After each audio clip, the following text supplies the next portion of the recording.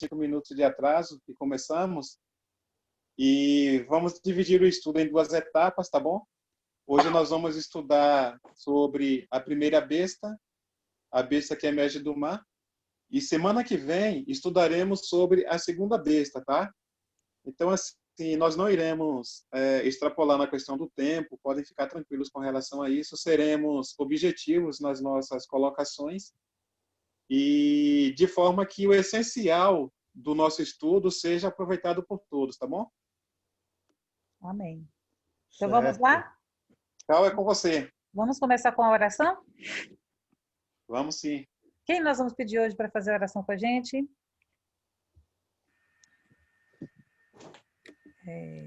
Janaína, faz um tempo que Janaína mesmo. Então, Janaína, vamos orar, Janaína? Pode passar a bola aí, que eu só estou fazendo minha menina dormir aqui. Então tá, vamos. Então vamos pedir o João. João aí, ó. Eu acho que Josimar jogou para João jogou para Josimar. Então, hora no começo, outra hora no final. Bora lá então, vou fazer. Vamos lá.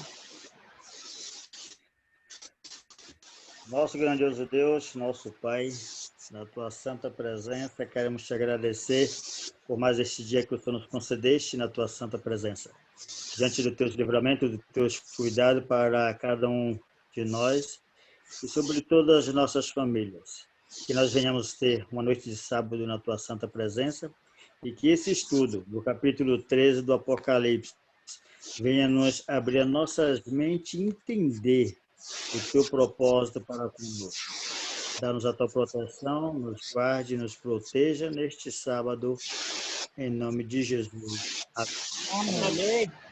Boa noite mais uma vez, feliz sábado a todos. Estamos nós aqui novamente, né, na sexta-feira, como sempre, no grupo Escatológicos, né, para estudarmos sobre as profecias.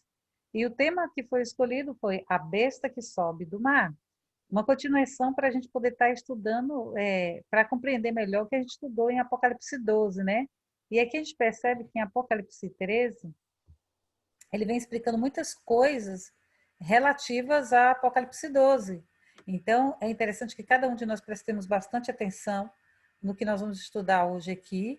E os símbolos, porque também nós vamos desvendar alguns símbolos aqui, vamos ver algumas coisas muito parecidas, né?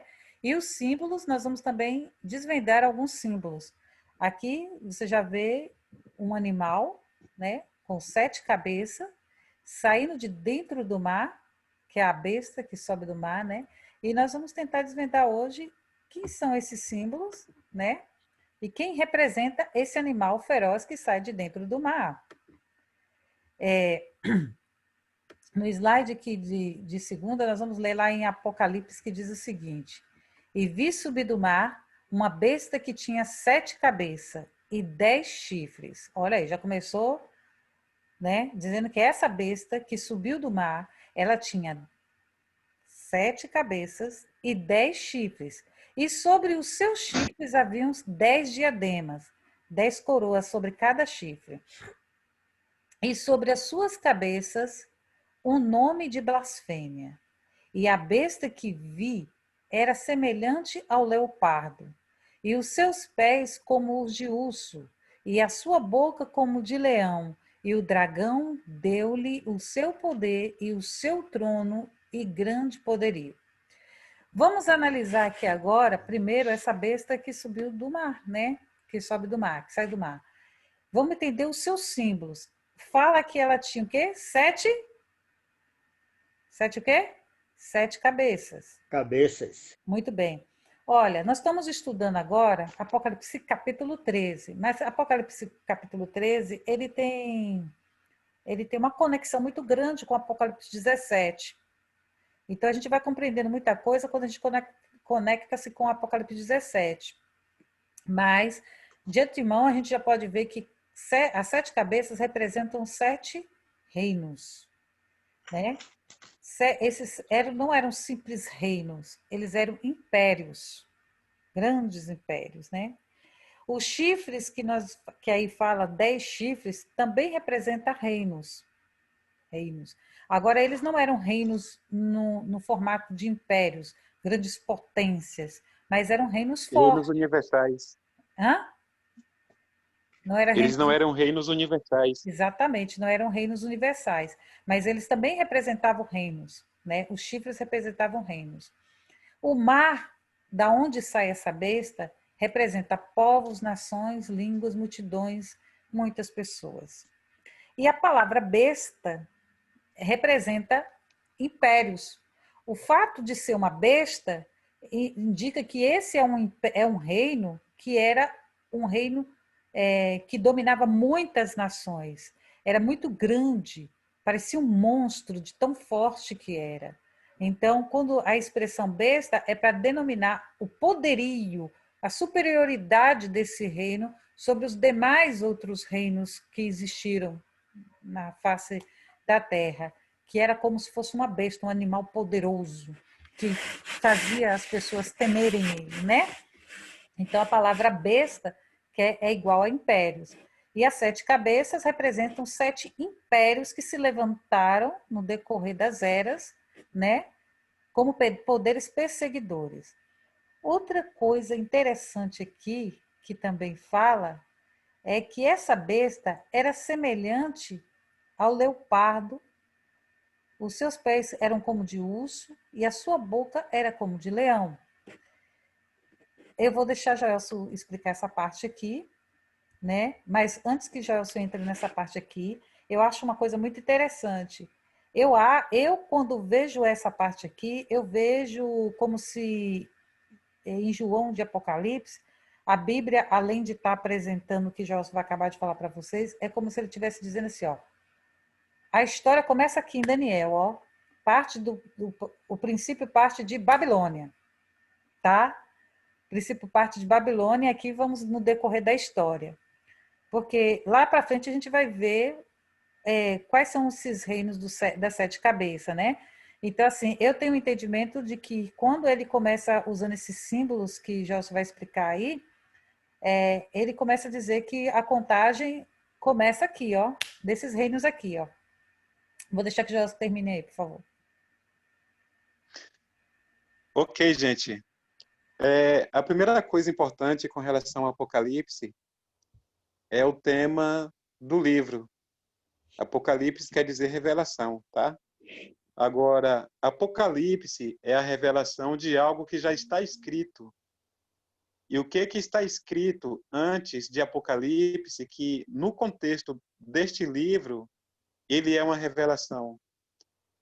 O Apocalipse, ele mescla toda a Bíblia, mas a ênfase de Apocalipse, quando a gente fala de livros anteriores a ele, é Daniel.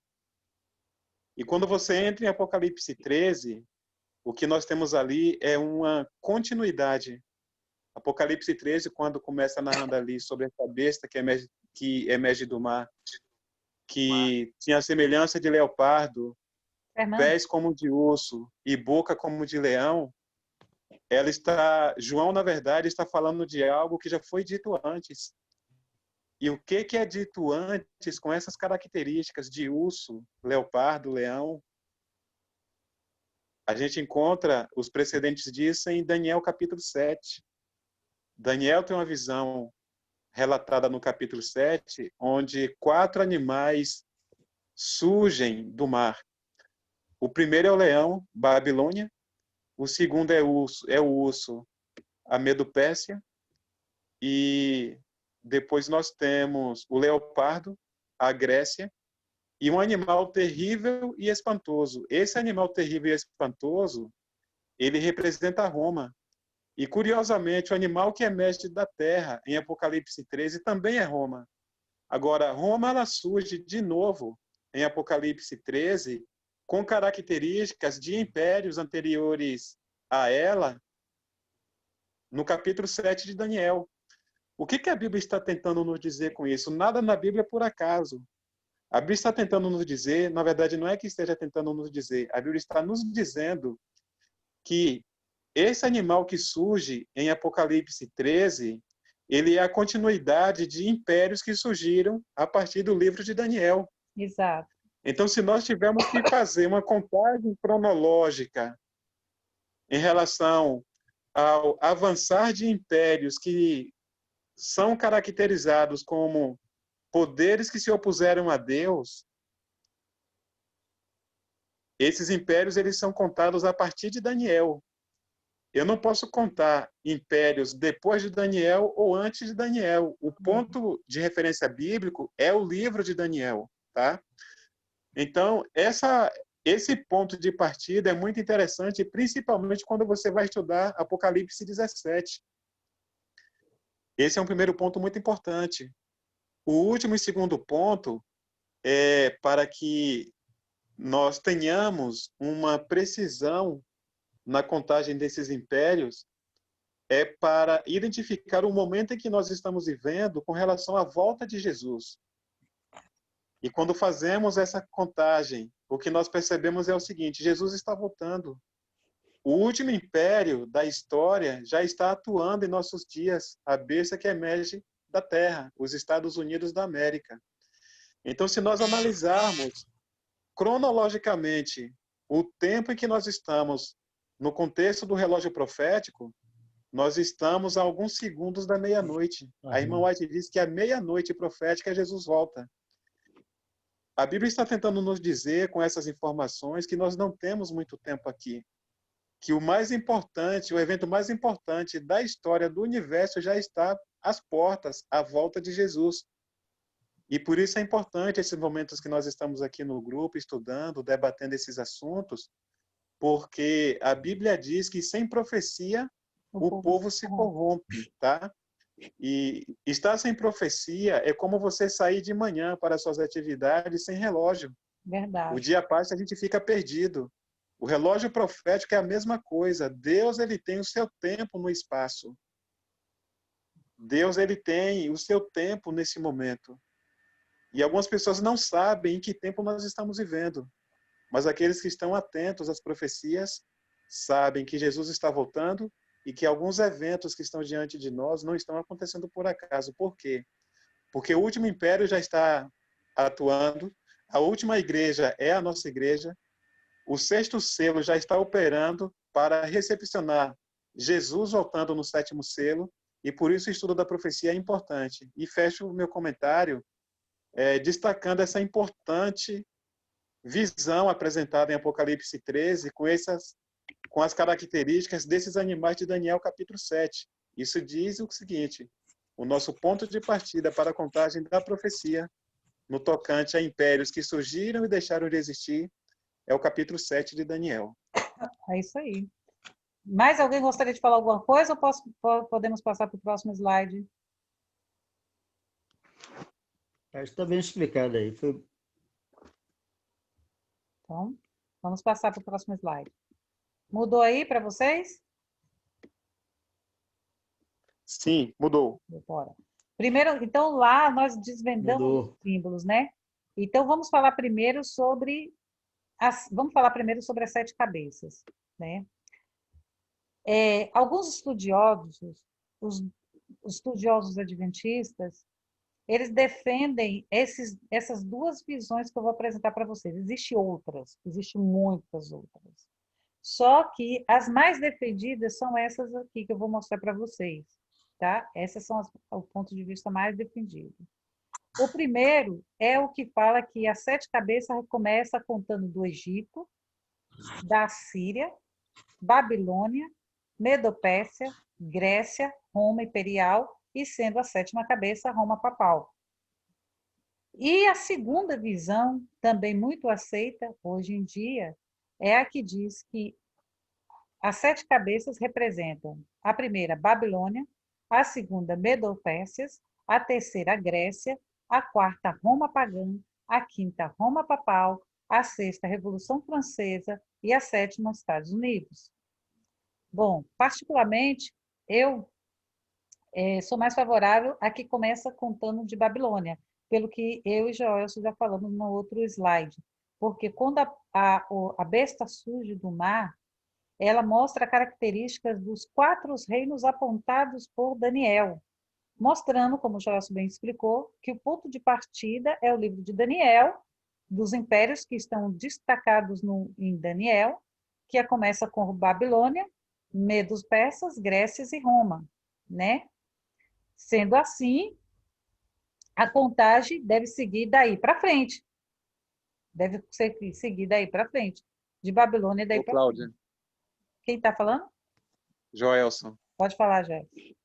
desculpa te interromper, Não, tá... mas você apresentou uma característica bem interessante aí, que é a sequência a partir de Daniel. E eu também sou favorável a essa visão, porque existe uma outra característica que também faz muito sentido, e adotar essa característica como ponto de partida é fazer isso a partir de base bíblica, base histórica, enfim, base arqueológica. E o que a gente pode destacar no segundo momento é que, veja a questão da lógica. Babilônia, ela surgiu e foi vencida pelo Império Medo-Persa. Então, a Pérsia, ela assumiu a hegemonia mundial porque venceu o primeiro Império Babilônia. Exato. Aí, a Pérsia é vencida pela Grécia. A Grécia assume agora o poderio. Roma pagã venceu Grécia, né? Porque o Império de Alexandre, ele ruiu a partir da sua morte. Os 4 generais ali assumiram cada um uma parte do vasto império de Alexandre, e nessa divisão, nessa fragmentação do Império de Alexandre, é que surge o Império Romano. Então você tem Roma surgindo em decorrência da fragmentação do Império de Alexandre. E depois nós temos o Império Roma Imperial se fragmentando agora em tribos, e que Roma Papal, para assumir a hegemonia no seu poder em 538, ela precisou vencer 3 tribos bárbaras do antigo Império Romano, de Roma Imperial. Então, Roma Imperial, ela é substituída com a vitória de um sistema papal sobre 3 tribos bárbaras: os godos, os arianos e os érabos, não foi? Visigordos, não? Foram os godos, os érabos e os arianos. A tribo ariana foi a última tribo a ser vencida. Então, o que acontece? Roma Papal, ela assume o controle mundial de 538 até 1798. Agora, o que aconteceu em 1798 para que o Império Papal deixasse de ser um poder mundial, uma hegemonia? A Revolução Francesa foi responsável pela queda e derrota do Império Papal. Engraçado que quando você vê lá, viu? E engraçado quando você vê lá no capítulo 11 de Apocalipse, fala que sobe uma besta, né, do abismo. Do abismo. Que então, faz surgir a Revolução Francesa. Exatamente. Então, são bestas vencendo bestas, tá? E nesse contexto, você tem um poder que se sobrepõe ao outro, e na cronologia do tempo, essa lógica ela é muito importante. Se eu começo com o Egito, por exemplo, qual dos impérios apresentados em Daniel o Egito venceu? Nenhum. Aí, de acordo com essa interpretação, o segundo império, depois do Egito, seria a Síria. E eu faço mais uma pergunta. Qual é a relevância da Síria no contexto profético de Daniel e de Apocalipse? Nenhum. Mas quando você busca relevância em Daniel e Apocalipse como um livro que está interligado ao outro, você tem relevância com Babilônia, você tem relevância com Medo-Pérsia, Grécia, Roma pagã, Roma papal, Revolução Francesa e Estados Unidos. Então, esses poderes apresentados em Daniel, eles são muito marcantes no livro de Apocalipse, tá? O Egito é mencionado lá, mas é mencionado apenas como uma força espiritual simbolizando a situação de França. Não significa que o Egito foi um império que teve impacto na profecia. Não teve, nunca teve. A Síria também nunca teve na profecia de tempo do fim, a começar por Daniel também, né? Não tem. Então, a relevância é Daniel capítulo 7, com continuidade no capítulo 13 de Apocalipse. É dessa forma que nós entendemos o estudo da contagem dos impérios para entender a chave de Apocalipse 17. Eu também vejo assim. Joel, Pode falar. Joel, Pode os falar, vândalos, os visigodos e os ostrogodos, não? Que foram derrotados? Não, foram os érulos, os godos e os vândalos. Foi isso mesmo, os vândalos. Os vândalos. Pois bem, então, tem mais alguém querendo falar alguma coisa sobre as 7 cabeças? Quer perguntar alguma coisa sobre as 7 cabeças? Ficou alguma dúvida aí sobre o símbolo das 7 cabeças?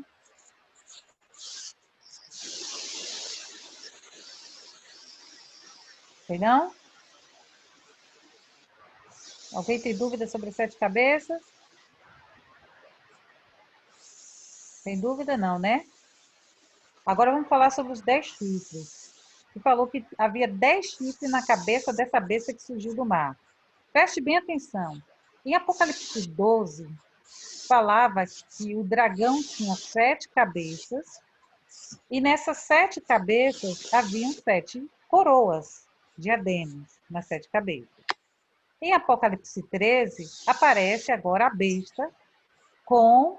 O dragão tinha 7 cabeças, 10 chifres e 7 coroas. Agora, em Apocalipse 13, nós temos uma besta que também tem 7 cabeças, tem 10 chifres também, né? Só que as coroas não estão na cabeça, estão nos chifres. E são 10 coroas que estão nos 10 chifres. Entendeu? Em Apocalipse 12, nós vimos que essas coroas estavam na cabeça porque indicava que eram reinos, né? Impérios poderosos, que essas cabeças tinham poder de reis, e eram poderosos, né? Governavam e dominavam. Agora, na besta, essa coroa está sobre os chifres, os 10 chifres. Ou seja, isso indica que esses chifres teriam um poder de monarquia, né? Seriam reis, né? Seriam 10 reinos e 10 reis que teriam a monarquia sobre o governo de monarquia. Por que eu falo que tem a ver com monarquia?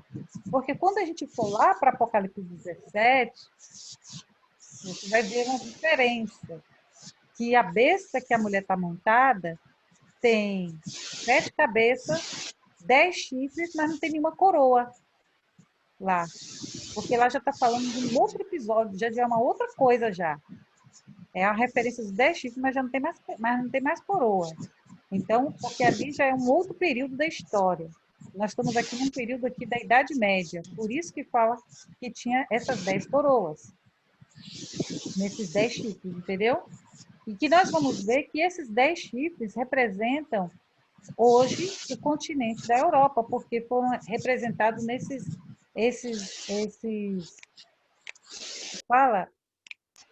povos bárbaros que nós estamos vendo aqui a lista, né?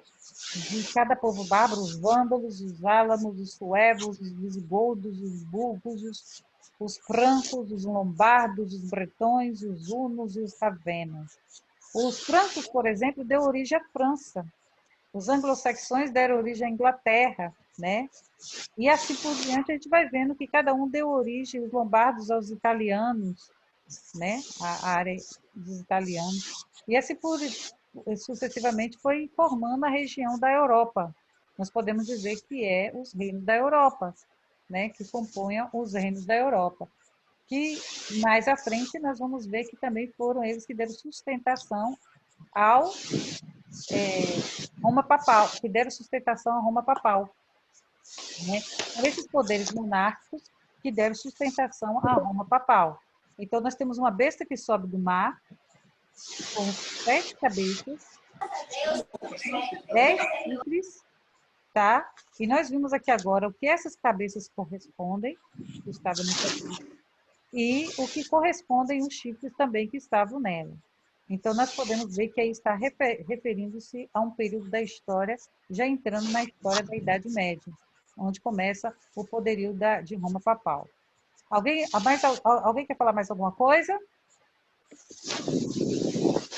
Tem mais alguma coisa a acrescentar?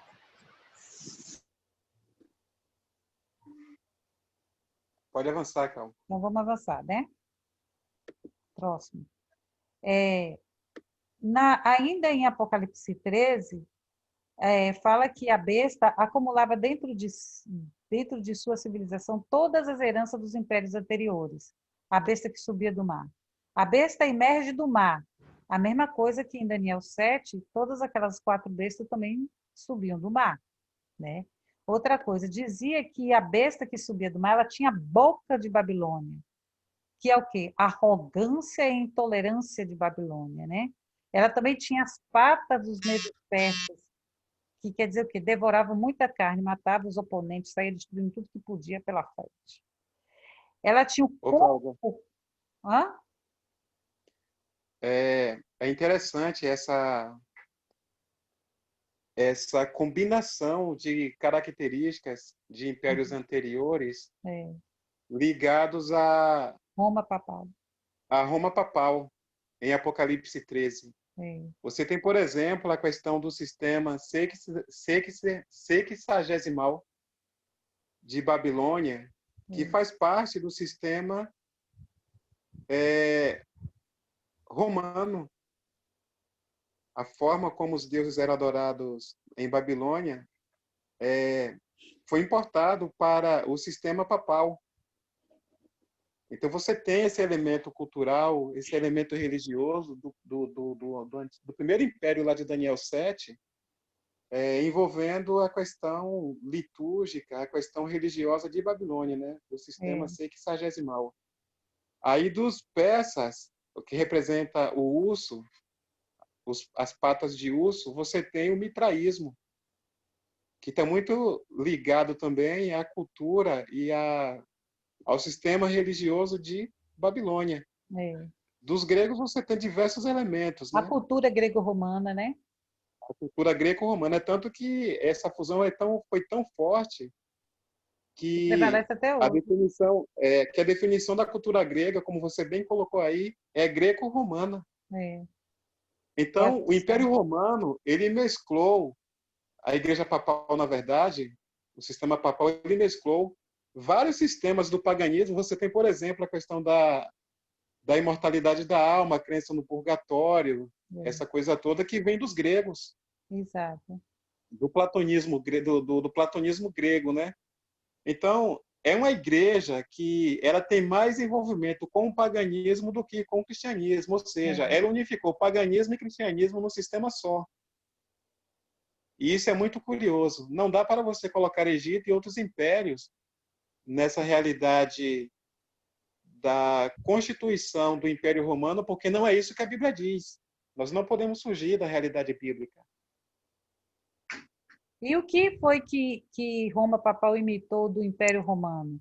Porque nós vemos que quando o Império Romano, os Césares subiram ao trono, eles se viam como os sumo pontífice, né? Como o intercessor entre Deus e o homem, né? Ele se via como um semideus, né? E nós vemos que o Império Romano papal, o próprio Papa, ele se autodenomina como pontífice, né? Ele tem o seu trono, ele fala como se ele fosse um intercessor entre Deus e os homens, assumindo praticamente o lugar de Cristo, né?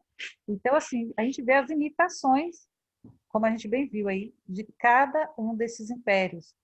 Sem falar que também ela foi forte, poderosa, um animal estrondante, né?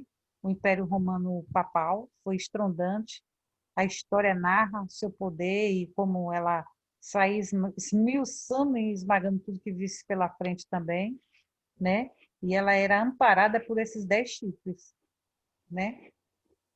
Mais alguém quer falar mais alguma coisa? Sim, o sistema papal, ele surgiu de uma forma tão arrogante, mas tão arrogante, que o Papa, ele se auto-intitulou o substituto de Deus na Terra.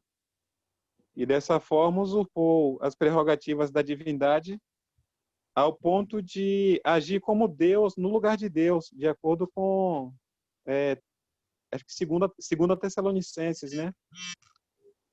E isso mostra o quanto esse poder, ele pretendia, sim, usurpar o lugar de Deus, assumir o lugar de Deus. No livro de Daniel, nós temos informações muito precisas a respeito disso, ao ponto de ele mesmo tirar o contínuo, e influenciou também na questão do plano da justificação pela fé, ensinada ali no sistema do santuário, que é muito presente no livro de Daniel e também no livro de Apocalipse.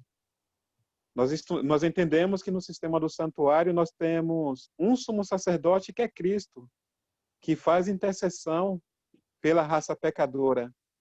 Mas no sistema papal, Cristo é substituído pelo Papa. Então, é muita arrogância espiritual desta igreja, desse sistema que se opõe à realidade de Deus.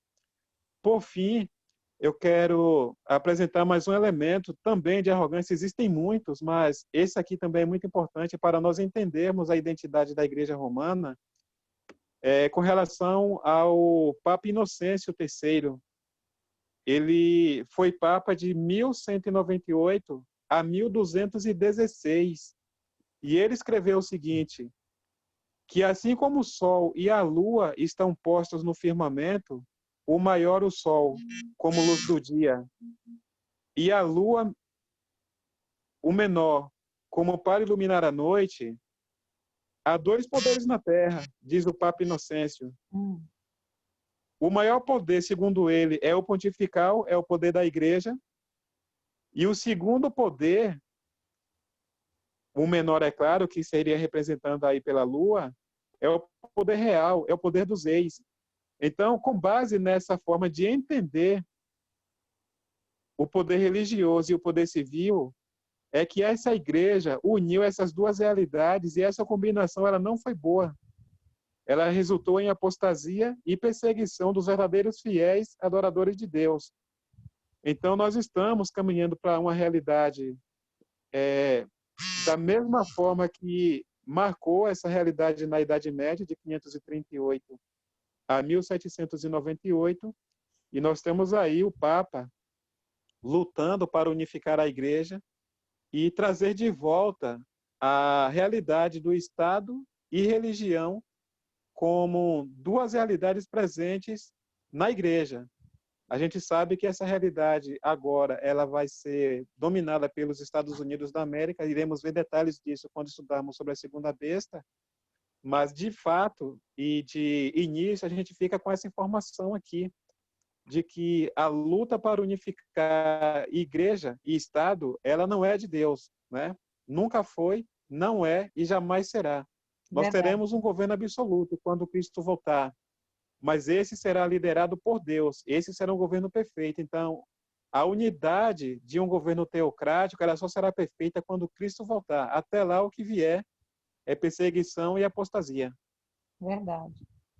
Obrigado. Vamos agora, pronto. A gente já estudou os símbolos. Todo mundo aí entendeu os símbolos? Quem eu estou vendo o rosto, por favor, fazem assim. Ficou alguma dúvida? Beleza. Quem eu não estou vendo o rosto, Não. por favor, responde com a voz. Todo mundo entendeu? Não, foi bem explicado. Tá bom, beleza. E Juliana, Gilmar, Janaína? Juliana deu sinal positivo aqui. Quem deu? Juliana. Ela deu aonde? Que eu não estou vendo. Faz No aquele chat. sinal. Vocês que não estão, que a gente não está vendo, pode botar aquela mãozinha assim, ó, de ok, assim, ó. Ok, entendi. Aí, pronto.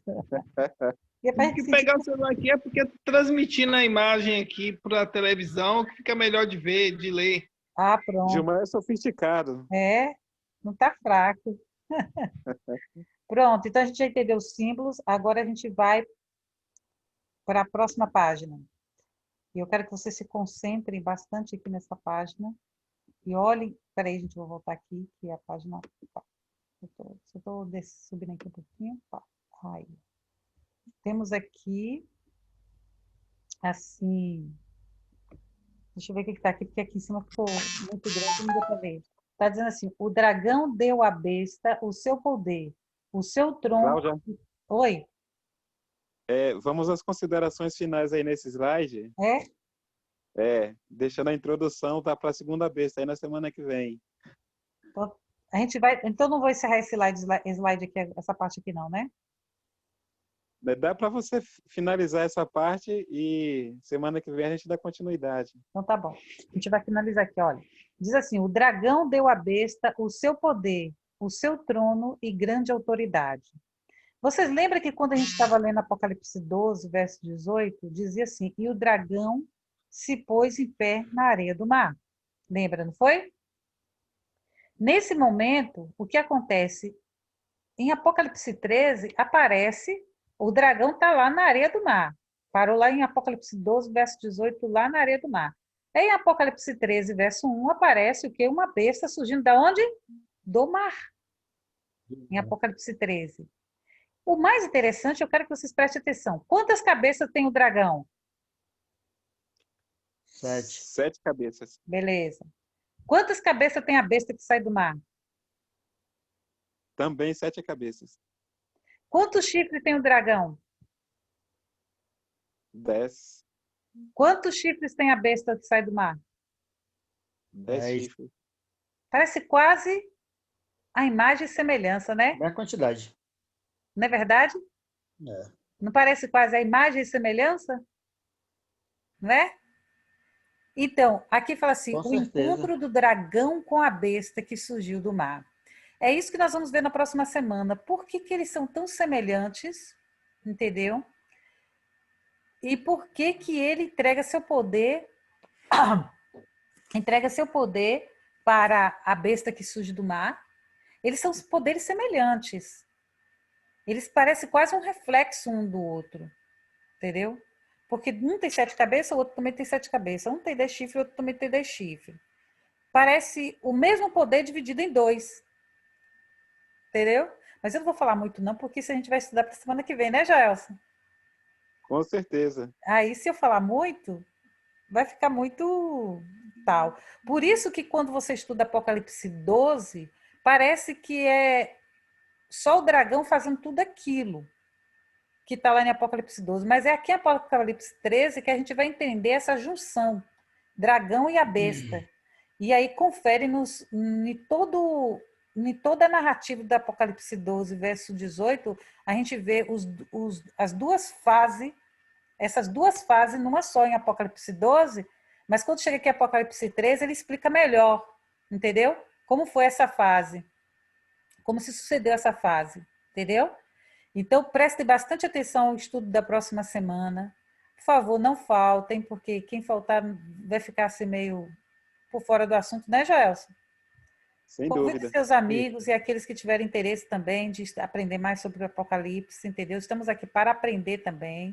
Por favor, estudem os slides que a gente está fazendo para vocês, para ajudar vocês quem tem dificuldade a compreender um pouco melhor, né, Joelson? Uhum. Existem outros materiais bons também no YouTube de alguns teólogos bons da nossa igreja que falam sobre esse assunto. E próxima semana a gente vai terminar esse slide, tá? Falando sobre a besta que sobe do mar. E a gente vai ver por que toda essa semelhança do dragão com a besta que sobe do mar. Entendeu? E a coisa não para aí. Ainda vem mais uma outra besta ainda, tá? Mas isso é uma história para um próximo capítulo. Uma próxima cena, lá para frente, depois que a gente terminar essa daqui, tá bom? Então a gente finaliza aqui, né, Joelson? Com certeza, com a oração do irmão Martins. Você quer completar mais alguma coisa nessa parte aqui, Joelson? Porque eu sei que você tem muito argumento aí. Você, João aí, Fernanda, Gilmar, Juliana, Josimar. Quero deixar para a semana que vem. Então a gente ainda volta aqui nessa página? Terminamos nessa página. Se alguém quiser comentar, pode comentar. Eu só falo. Alguém ainda quer comentar essa página aqui com a gente? Da sequência. João está comentando. Fala, João. Eu estou falando a semana que vem é da sequência. Dessa página aí, dessa parte aí. A gente dá sequência. Josimar, quer falar alguma coisa? Não, muito boa explicação, não tem nada a comentar. Tranquilo. Aí, ó. Gil, Juliana, Fernanda. Cadê Fernanda? Fernanda tá dormindo aí, ó. Acorda, Fernanda. Tá dormindo. Bateu o cansaço, hein? Tem alguma pergunta também a fazer, gente? Não, eu não tenho pergunta, não. Não? Janaína, Juliana? Israel, confirmado, Israel. É os vândalos, o Édolos e os visigodos, os três? Isso, Os vândalos, os érolos e os visigodos. isso. Beleza. Pronto, gente? Gilmar disse que não tem perguntas para fazer. Então tá bom. Então, agradecemos a todos vocês que participaram conosco aqui esta noite. Muito obrigado pela presença de cada um de vocês, tá? E nesse momento vou convidar, quem foi que fez a oração? Foi João, né? Então agora o irmão Josimar vai fazer a oração final, tá? Então, irmão, você está convidado para fazer a oração final aqui. Oi. Pai nosso que estás nos céus e também está no coração de cada filho teu aqui nessa terra. Graças a Deus pelo privilégio da vida, pela santa presença, por esse estudo maravilhoso. E que continue nos dando o desejo de cada dia mais estar diante das tuas filhas, porque quando elas estão ausentes, nós nos corrompemos. Que o Senhor tenha misericórdia de nós e que o teu Santo Espírito nos ilumine nosso caminho nessa jornada até a tua volta. Entregamos aqueles que não podem participar, meu amigo Neto, que é a falta dele, e os demais também que não participaram. E a nós outros, que o Senhor continue nos dando sabedoria e nos unindo como amigos e irmãos até a tua volta. Dá-nos uma boa noite de sono, nós te pedimos e agradecemos em nome de Jesus. Amém, Senhor. Gente, Amém. um feliz sábado Amém. para todos vocês. Deus abençoe cada um de vocês, tá? Muito obrigada por participarem aqui conosco, viu? Deus abençoe vocês. Tchau. Amém. Falou, Tchau. João. Graças a todos. Tchau, gente. Tchau, irmão Martins. Tchau. Tchau, Naninha. Tchau, Gil. Tchau, Juliana. Tchau, João. Tchau, Josimar. Tchau, Joel. Gente, Joel está fazendo aniversário hoje, tá? Quem aí esqueceu? Joel, Parabéns, Joel. Joel. Parabéns para Joel. Vida. Obrigado, gente, pelo carinho de vocês. Deus retribua com muitas alegrias. Deus abençoe e dá o triplo desses anos aí, hein? Então tá. Tchau, bolo, porque não fez o bolo para não comer. Só se eu for comer o meu pedaço lá na Argentina. Venha. Venha. Tá bom, gente. Um Obrigado, abraço Nana. para todos vocês. Tchau. Tchau. Tchau, tchau. Sábado. Tchau, João. Tchau, querida. Fica com Deus. É só um minutinho, deixa eu ligar.